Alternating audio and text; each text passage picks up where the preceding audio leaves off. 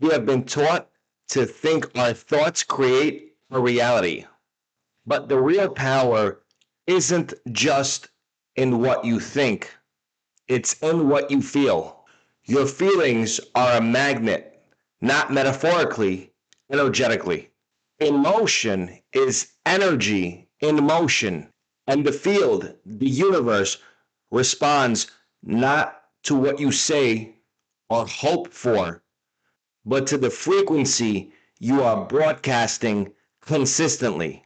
So that means if you're feeling lack, fear, or frustration, you're not just experiencing those emotions, you're attracting more situations that match them. But when you shift into elevated emotions, gratitude, love, certainty, trust, your entire resonance changes.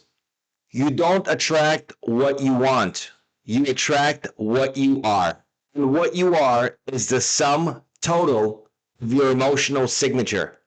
So if you want to change your external world, you don't have to fight it.